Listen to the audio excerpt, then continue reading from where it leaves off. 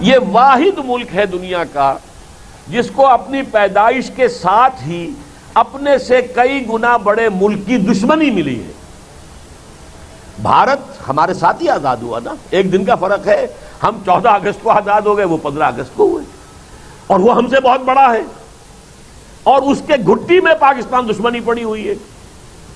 ظاہر بات ہے وہ تو سمجھتے ہیں ہماری بھارت ماتا کے ٹکڑے کرا دیے، جیسے گائے کو اگر کوئی مسلمان جو ہے وہ شہید کر دے یا اس کو جو ٹکڑے کر دے یا اسے ذبح کر دے تو وہ تو ہندو کے لیے تو ناقابل برداشت ہے۔ تو گو ماتا کی طرح یہ بھارت ماتا ہے، انہوں نے اس کے تقسیم کروا دیا، ٹکڑے کروا دیے، ان کی گھٹیوں کے اندر یہ دشمنی پڑی ہوئی ہے۔ اور پاکستان کے آئندہ کے ساری پالیسی جو ہے اس کا ایک اہم کارنر سٹون یہ تھا کہ بھارت سے کیسے بچے۔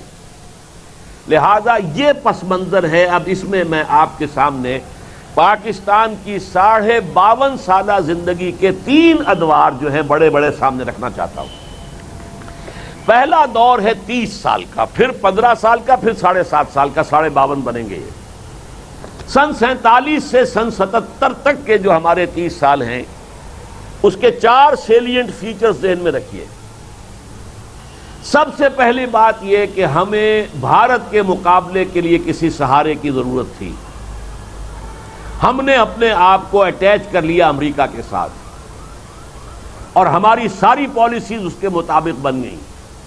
کولڈ وار میں ہم نے روس کے خلاف امریکہ کے ایجنٹ ہونے کا کردار ادا کیا۔ ہمارے ہاں سے U-2 فلائی کر کے گیا تھا، جس پر شدید دھمکی دی تھی کرسچیف نے، یاد ہوگا آپ کو، بڑا بیر سے وہ گیا تھا، انہوں نے اپنا اڈا یہاں بنایا ہوا تھا۔ بہرحال وہ اس کا ایک پس منظر ہے، وہ میں آپ کو سادہ ترین الفاظ میں بتا دوں، اور سادہ ترین انسان کی زبانی۔ یہ سن 53 کی بات ہے، میں اس وقت جمعیت طلبہ کا ورکر تھا اور ناظم اعلیٰ تھا۔ لاہور آئے وزیر اعظم پاکستان، اس وقت کون تھے؟ خواجہ ناظم الدین، نہایت شریف انسان، سیدھا سادہ شریف آدمی۔ گورنر ہاؤس میں میں طلبہ کا ایک وفد لے کر ان سے ملنے گیا۔ اس زمانے میں ایک تجویز چل رہی تھی میڈو، امریکن سپانسرڈ تھی، مڈل ایسٹ ڈیفنس آرگنائزیشن، کہ یہ جو روس کے جنوب میں جو مسلمان ممالک ہیں یہ مل کر ایک متحدہ محاذ بنا لیں تاکہ روس کی ایکسپینشن نہ ہو سکے، کمیونزم جو ہے نیچے کی طرف نہ آ سکے۔ MEDO, Middle East Defence Organisation. میں گیا تو میں نے پہلے تو باتیں کی، کچھ طلبہ کے مسائل تھے، کچھ ملکی سیاست کے اور مسائل تھے۔ اس زمانے میں آپ کو یاد ہوگا کہ وہ تحریک چلی تھی، اینٹی قادیانی تحریک، اور لاہور میں مارشل لا لگا تھا، اس طرح کی مختلف باتیں۔ آخر میں میں نے کہا کہ صاحب اب ہم کچھ بات آپ سے میڈو کے بارے میں کرنا چاہتے ہیں، یہ آپ کس قسم کے معاہدے میں پاکستان کو جکڑ رہے ہیں؟ خواجہ صاحب نے بڑی سادگی میں نہیں، دیکھیے یہ آپ کا کام نہیں، آپ طالب علم ہیں، یہ آپ سے متعلق مسئلہ نہیں ہے۔ وہ مجھے اس وقت اللہ نے کیسی کوئی ہمت دے دی، میں نے کہا، سردار عبدالرب نشتر بھی ساتھ ہی موجود تھے، انہوں نے تعارف کرایا تھا کہ یہ اسلامی جمعیت طلبہ جو ہے یہ جماعت اسلامی کا اسٹوڈنٹ ونگ ہے۔ انہیں پتہ نہیں تھا کہ یہ کہاں سے آئے ہیں، آپ کسی دارالعلوم سے آئے ہیں، کہاں سے آئے ہیں۔ یہ خواجہ ناظم الدین سے ہمارا تعارف کرایا ان الفاظ میں کہ یہ جماعت اسلامی کا اسٹوڈنٹس ونگ ہے، یہ اسلامی جمعیت طلبہ، یہ اس کے لڑکے ہیں۔ خیر، میں نے اس وقت کہہ دیا کہ جناب خواجہ صاحب آپ تو یہ ہمیں ان بندھنوں میں باندھ کے چلتے بنیں گے، بعد میں ملک ہم نے سنبھالنا ہے، تو آپ ہمیں بتائیے تو صحیح کہ آپ ہمیں کن جکڑ بندیوں کے اندر جو ہے وہ باندھ رہے ہیں۔ اس شخص کی سادگی کا یہ نقشہ آج بھی میری نگاہوں کے اچھا ٹھیک ہے، اچھا ٹھیک ہے، فوراً بات کرنے کی۔ یا پہلے کہتے نہیں یہ آپ طالب علم ہیں، آپ کا اس سے کیا سروکار، یہ حکومت کا یہ فورن پالیسی کا مسئلہ ہے، آپ سے اس کا کیا تعلق۔ لیکن میرے اس ایک جملے پر فوراً موم ہو گئے، اچھا دیکھیے اب انہوں نے 3 جملے کہے۔ دیکھیے پنڈت جی تو نہیں چاہتے نا کہ پاکستان قائم رہے، پنڈت جی، پنڈت نہرو، پنڈت جی تو نہیں چاہتے نا کہ پاکستان قائم رہے، یہ صغرا ہے۔ دوسرا جملہ کبرا ہے، اور دیکھیے نا ہم اکیلے تو ان کا مقابلہ نہیں کر سکتے،